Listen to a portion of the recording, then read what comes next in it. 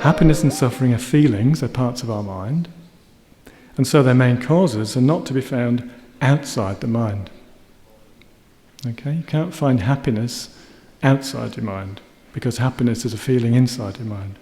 You can't find suffering outside your mind, because suffering is a feeling inside your mind.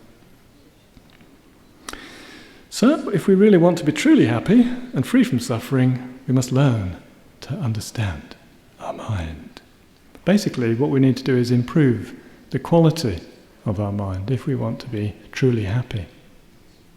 What this is implying is that our unhappiness, our feelings of discouragement or depression, whatever we feel like, these are coming from our own mind. They're coming from our own mind. They're not coming from other people's minds.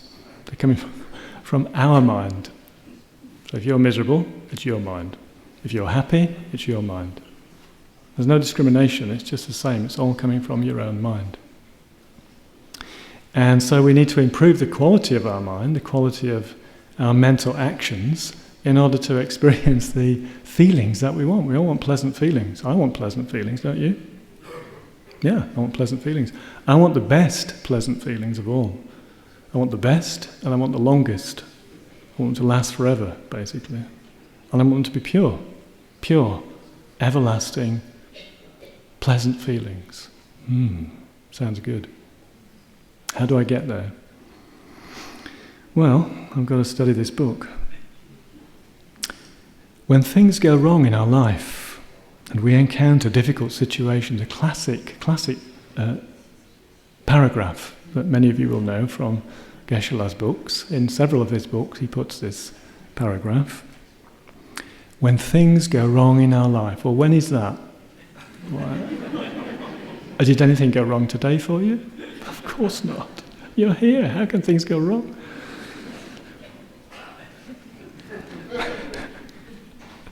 When things go wrong in our life and we encounter difficult situations, we tend to regard the situation itself as the problem.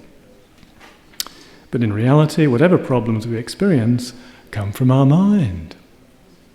Because here we're talking inner problem, not talking outer problem, inner problem. All of our problems are inside our own mind. If we respond to things going wrong with a negative mind, then what's going to happen to us? We're going to have a problem.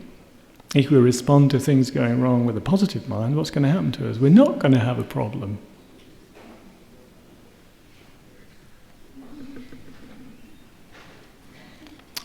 Anyway, how many times have we heard this? Problems arise only if we respond to difficult situations with a negative state of mind. Therefore, if we really want to be free from problems, we must learn to control our desire. So, wait a minute, we were supposed to be controlling our mind a minute ago. Now we're controlling our desire. It's getting a bit serious. We're happy with the idea of controlling our mind, but controlling our desire? Not so sure about that. I've got lots of desires. I mean, I've got to control them? Yep. Definitely. If we want to be happy, we have to learn to control our desires, because we have so many of them. They're basically the source of our unhappiness, our desires. They're the source of our unhappiness. Our desires are the source of our unhappiness. Our desires are the source of our unhappiness. I don't think I like that sentence. Do you like that sentence? Our desires are the source of our unhappiness.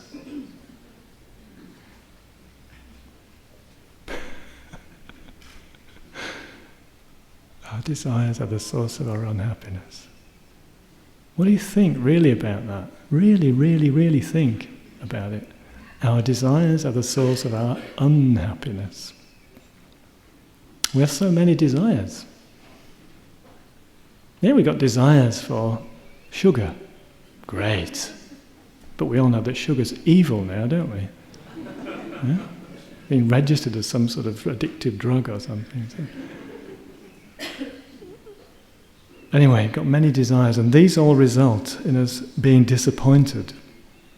For example, when our deeply held wishes are not fulfilled, even if they're virtuous wishes, we have a deep wish to spread pure Kadampa Dharma throughout this world. A deep wish. What's wrong with that? What's wrong with a deep wish to spread happiness throughout this world? Well, nothing. Nothing.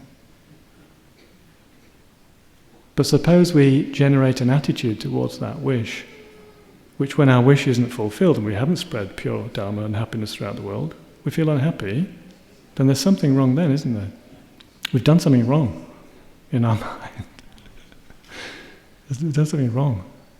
We've approached that desire in such a way that we've set ourselves up to experience disappointment.